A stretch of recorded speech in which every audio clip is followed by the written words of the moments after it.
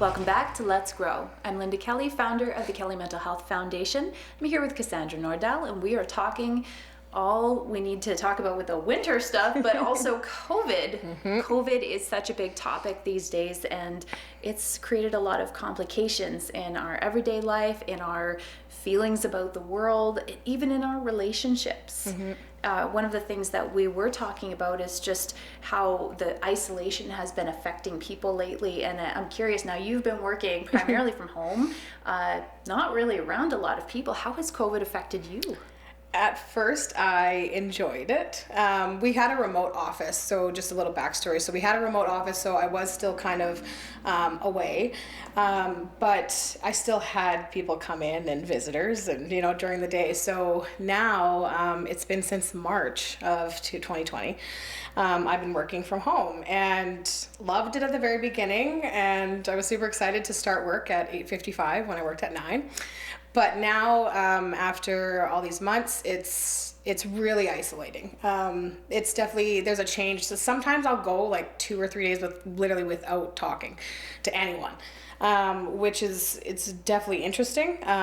We have, group chats, and so we still communicate. There still is, physical communication, through online and telephone, but it's just not the same. So I can definitely see it playing. It has taken a toll on my mental health, just because you're just by yourself. So you kind of get into like a work mode, and you kind of forget, like you lose track of time, and then there's no really work-life balance because your home has become your work. Does that make sense? So it's interesting. I still enjoy it just because I feel like I get more work done. But it's definitely complicated some days. Yeah, I found kind of similar in March when we all went home that it was easy to get a ton done because everybody was online, and it was like I could communicate with the team all at once. But then, school came back in September, and we kept our son home, and just that comes with a whole different layer of expectations and pressures. You've got, I'm trying to type something creative and original and mental healthy, and here's my kid spinning in the chair, and I can hear the teacher going, "Stop spinning!" So I'm going, and I'm a person that's very easily distracted, that kind of squirrel. I can't concentrate. I can't get into flow state when I'm also responsible for him. But then, the idea of sending him back when these cases seem to continue to rise, it's really frustrating. Yeah. You kind of want to go back to normal life. You really wish it could be normal life, but it isn't, right? And so then the other thing I notice is people getting so angry with each other. Yes, yeah, we've talked about that. Yeah, especially right now on social media, I think we've had multiple conversations like in the past about, people are kind of now, because the cases are rising in Thunder Bay, they're kind of going into that hyper, vigilant stage again. And so a lot of people are just redirecting their anger because it's fear-based, right?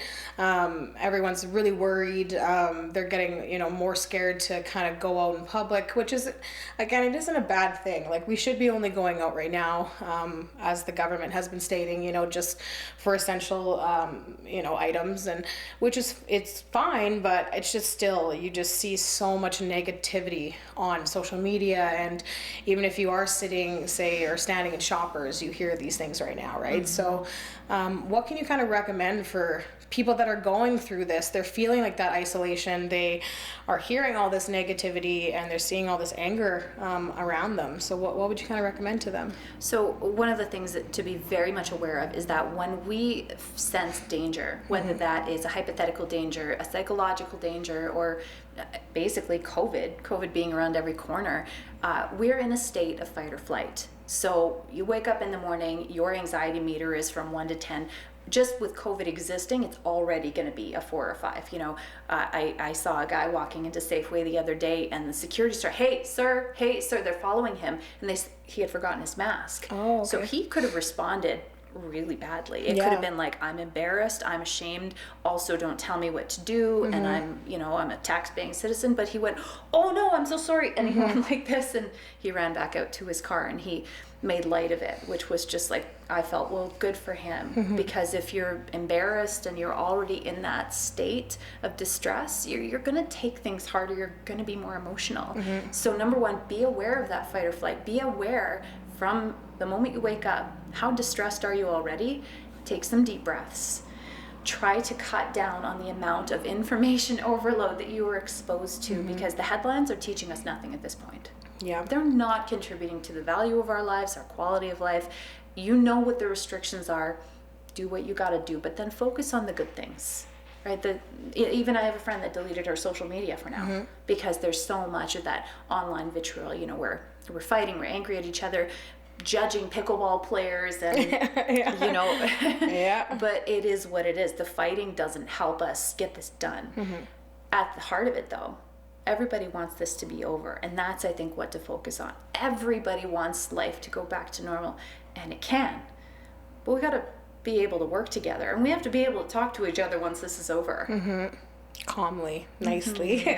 So one thing as well, if you're in that fight or flight state, is that you may get more offended if, say, family doesn't want to come and visit and hold your kids. Okay, be aware of that and try to let that go, because people are really just trying to do what they need to do. And if you feel like just this anxiousness to, I need this to be over, I need to go back to normal, and you're trying to force it, you could inadvertently, make things harder on other people. You could damage relationships. And so again, work on getting calm, work on getting grounded, use relaxation techniques that you can find online, like progressive muscle relaxation. Use those techniques to get your body calm, because then your mind will be more calm, and it'll be a lot easier to handle the stress. Yeah, you make really good points.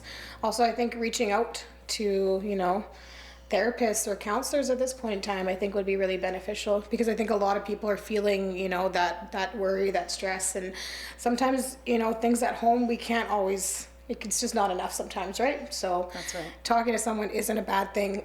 It's healthy, we can all agree on that. So I think that would be really important. Exactly. Any way that you can reach out for that connection, I definitely recommend doing that. Thanks for listening.